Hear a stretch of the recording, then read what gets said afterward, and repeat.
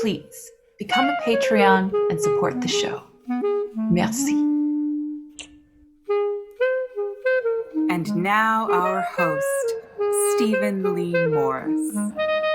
Although he turned in what I regard as a sensational performance in my own play about journalism, Red Ink, which was presented by Playwrights Arena in 2020, that's not actually the reason I invited Leo Marks onto Animal Farm.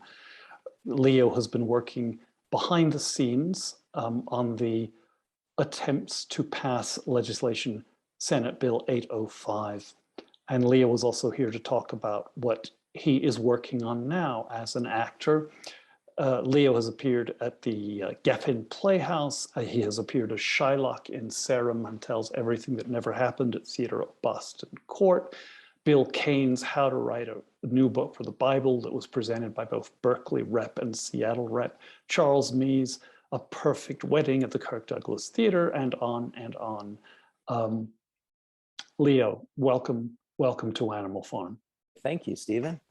So creatively, you are in rehearsal or about to begin? I'm like 2 months away from rehearsal for this one-man It's a Wonderful Life that we're doing at Sierra Madre Playhouse. So like I'm learning every part in It's a Wonderful Life, right? So Stephen Delane did a one-man Macbeth at Red Cat, directed by I think Travis Preston, now the dean at Cal Arts. Yeah, it was years ago.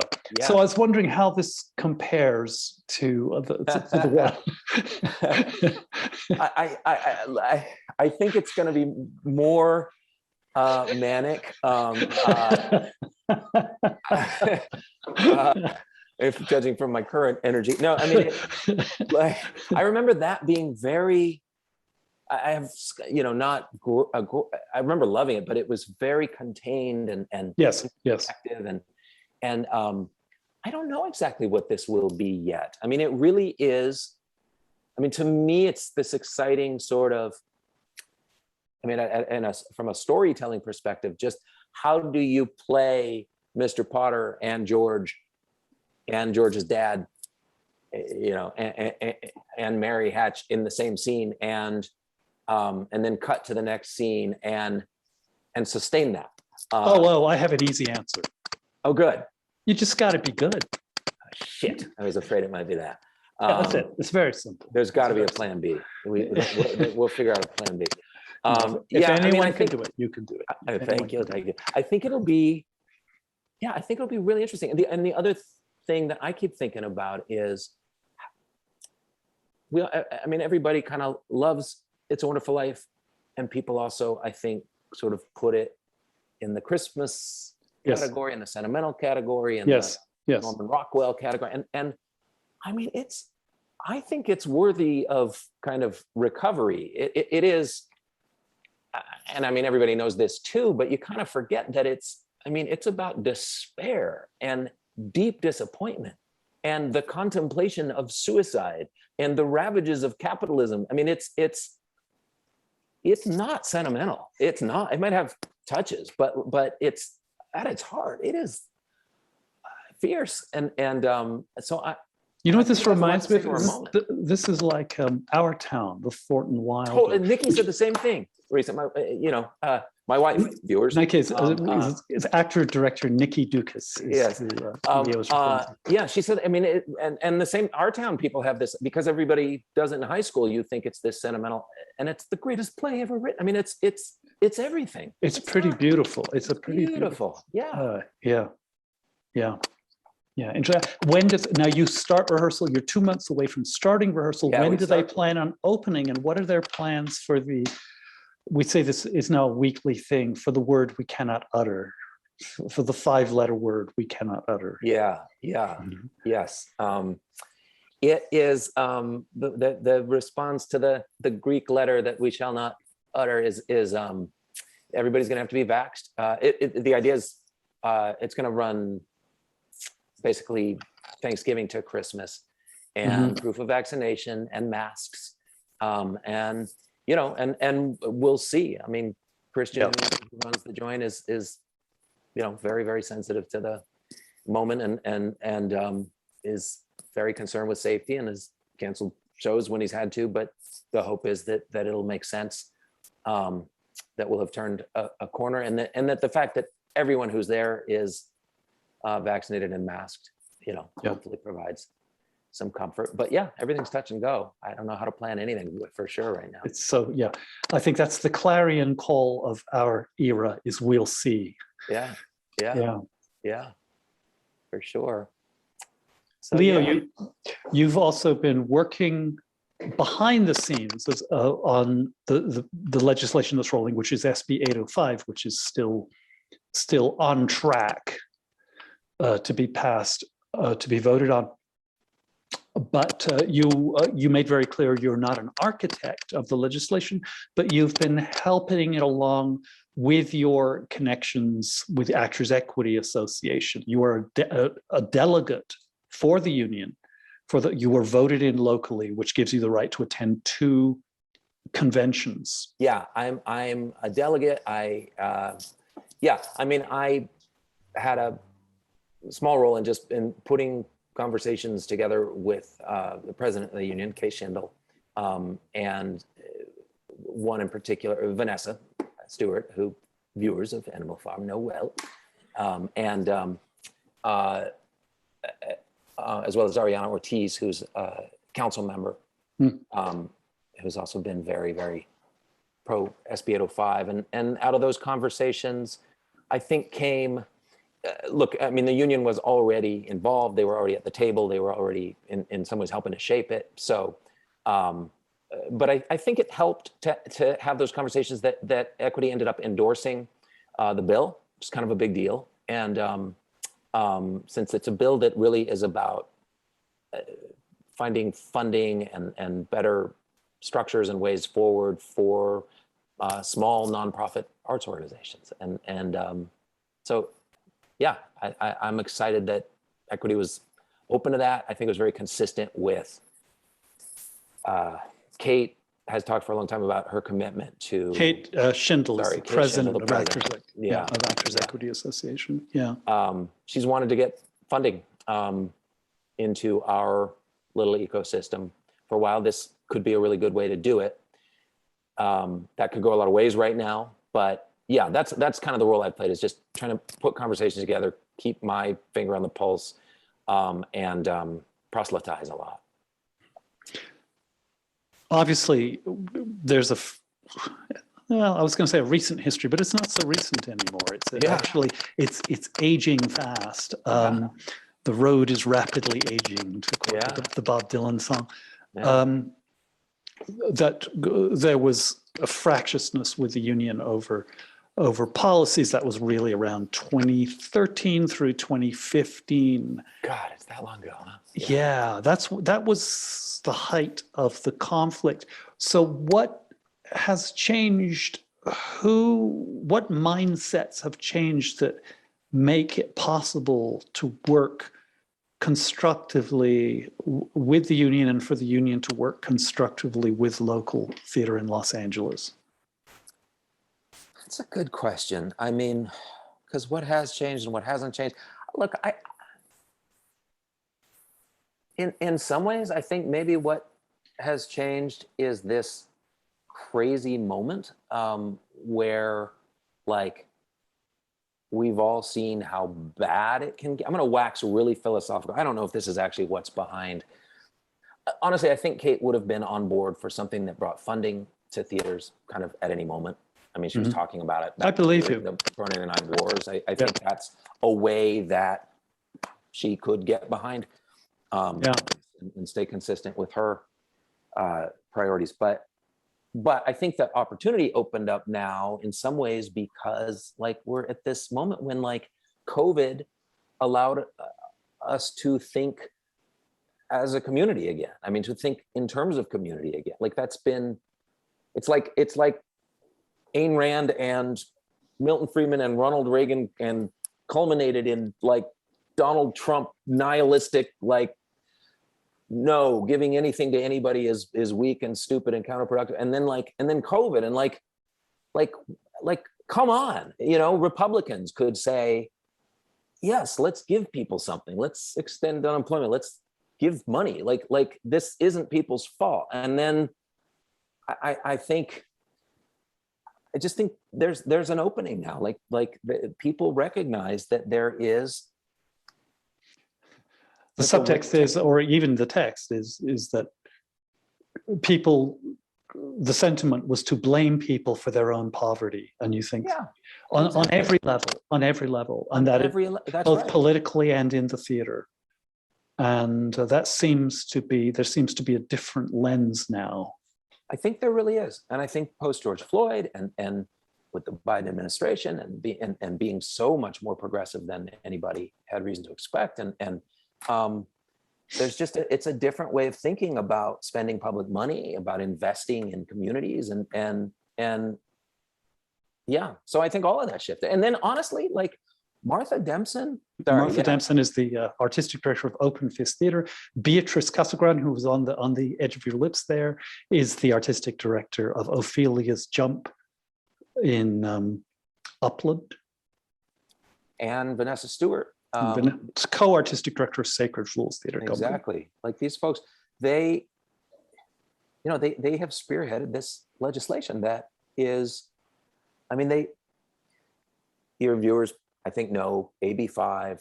There's this whole new threat to small theaters, and it's for a lot of good reasons. It's very complex because I think it's a really good impulse to try to get around the cheat that paying people as contractors can constitute, right? And trying to pay people as employees is a really good impulse. But there's this, and that's what AB5 was and is. That's now passed, and that now means that theaters in California are going to have to pay people who work there as employees, meaning paying into workers' comp, paying into unemployment.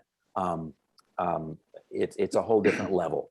A whole different set of responsibilities and a whole different budgeting than has been the case. And if you're a really small theater, it's like a real threat to your ability to do anything at all or do more than one show a year. So into that breach leapt. You know what the theaters end up doing? They end up doing A Wonderful Life with one actor. You're looking at like, this is what you get if things don't change, people. Need I say more? Yeah, thank you. Thank you. Why tell it when you can just point to it? You want more of this? Don't change anything. Yeah, exactly. Right. Like one-man shows from here to forever is what we're looking at. So anyway, so this would put funding into the system. It would put structures into the system that would in a sustainable way keep theaters afloat. And I think it's just this to me, it's this combination of all these things. Like COVID broke everything. This moment of racial reckoning, Me Too. It's just this moment of reckoning with everything and saying our structures have sucked. And like, do we really want to keep going like this? And this is my little spin on it. I don't know that anybody, but I think our winner take all mentality in our crazy culture is like, how's that going for us? Mm-hmm. And whether we frame it that way or not, I think that's what we're seeing. And so I find it so hopeful that these folks have said, oh, what if we actually using the democratic process, like tried to fix this and actually not just fix it, but not these just folks, I'm going to home in these folks and Vanessa. Okay. Primarily. And that they, look what they did. They have said with no connections in particular, and no money, and no power. There are people who run scrappy little theaters. They said, what if we created legislation that would actually change the landscape of small nonprofits in California? And wherever things go next, they are at a point where it's made it through the Senate, the state Senate, it's made it through every committee in the state assembly. And it's like 2 steps away. I mean, I think that's an amazing It is an story for a amazing, moment. it is an amazing accomplishment. It is Yeah. I agree with you. Where is it right now? What are the 2 steps that have to The happen? 2 steps are, it's got to go to the assembly floor now, and then if it passes there, it would go to the governor's desk. But it's very complex because it's not quite as binary as it'll pass or not pass. There's a third possibility, which is it gets held, it gets not voted on. It doesn't come to the floor after all, but that doesn't kill it. They could come back to it next session, which starts in the new year. And if that happens, it actually, there could be advantages to that. Because I don't know how in the weeds you want to go on all this, Stephen. I'll go all the way there if you want. But I mean, I'll say this, the update on the bill is, I mean, there's a discouraging moment, but it's more than salvageable. The discouraging part is that there were 2 components of SB 805. One is to create this structure for a paymaster. Yes. You know, I mean, and that's kind of wonky, but it'll help theaters get some bureaucracy off their backs. And then 2 is to create this sort of Robin Hood funding structure where the smaller you are, the bigger the matching grant you get. Right. That part is stripped out of the current version of the bill. I don't know if you know the that. Robin Hood part. Yeah, to get through appropriations, because that part wasn't funded, they sort of realized it wasn't going to have full support. It might not have support of the governor. And so they were like, okay, we're going to table that part for now. We'll come back to that. We'll go with the paymaster part. There is still funding that comes from this other source, this $50 million of funding. 50 million. That's in a budget request. It's not, anyway, this is the super wonky part. But so there's going to be an influx of money that theaters can get, and not just theaters. I mean, arts organizations can get through grants, small nonprofit organizations, and then there's this paymaster structure. Those are both happening. That's okay. happening. I have sorry, I'm just one in the weeds question then. I have one a lot in of the weeds question, and that is, if Robin Hood has been left in a ditch, who gets the money now? Is it what does a theater with a $50,000 a year budget, what chance do they have? What are their options to comply with AB5 under the new legislation as it now stands? It's a great question. In the short term, they can apply and should apply for a grant to get a piece of this 50 million. Like that 50 million is happening.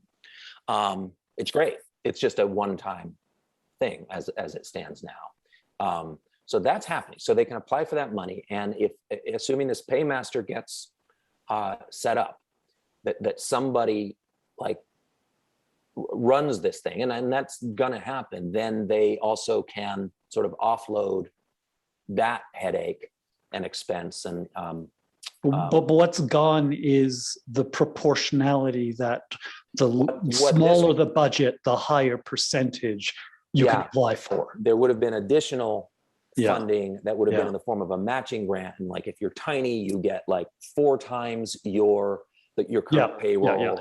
So who makes the determination of how much people get, or does people just say, ask for what they need? Yeah, I don't know how the grant process works. You write a grant and you justify it according to whatever the, based on your current budget and your current needs. I don't know. I'm totally talking out of my butt now, but it's there'll be a grant writing process and you can apply and try to get your chunk. So that's great. It's just, it's a win. I mean, like what we got is a win. It's just not enough, but they are these same folks I keep coming back to, that triumvirate of heroes are, they're coming back to this. And what's going to happen now is they're going to, as this grant writing process happens, as this 50 million gets doled out, they're going to be learning a lot about who needs it, how much they need, where the need goes, how it's being used. And as that's getting collected, there's going to be a much more concerted effort to kind of educate legislators, to really sort of, it's a lot of this effort is about elevating the role of small nonprofit arts organizations from, I would say, in a lot of legislators' eyes, from sort of like nice to haves or extravagances or irrelevancies to like drivers of local businesses and all of that and great ways to create recovery by funneling money into ecosystems of businesses and restaurants and foot traffic and all of that. And if they get that, and now there's data to support it, because you're seeing what happens when there's this infusion of money, but it was a one-time infusion. So, and now they still have to comply with AB5. So what happens in year 2? Yeah. And year 3 and year 4. Yeah, exactly. Yeah. Like, how do you set it up so, this is sustainable? It's recurring. Yeah, exactly. Oh, a lot of possibilities, a lot of I'm glad you anxiety, because there is a lot of pus, but I don't think that's what we want to focus on this juncture. Nothing is certain, and I guess everything is possible. Yeah, I think it's right. I mean, never waste a crisis. I mean, it really is. I think a lot is possible right now. And well, Martha and Vanessa and Beatrice have certainly demonstrated how anything is possible. Yeah, exactly. And I think there's a lot of sort of ground troops who are like, sign me up. Where do I go? Who do I call? Yeah. People have been really receptive to that. Yeah. Well, we'll look forward to seeing what comes out of Sacramento in the next few months. Yeah. Maybe sooner. Even sooner. Yeah. We'll know more in the next couple of weeks, I think. Leo Marks, thank you so much for joining us. Thank you, Stephen. Next week, we're joined by Myron Meisel, who has been a theater critic for both The Hollywood Reporter and for Stayed Raw. Myron was the former editor and publisher of the tourist magazine Focus. He was the founding film critic for both the Los Angeles Reader in 1978 and the Chicago Reader in 1971, and was the longtime West Coast editor and film critic for the Film Journal.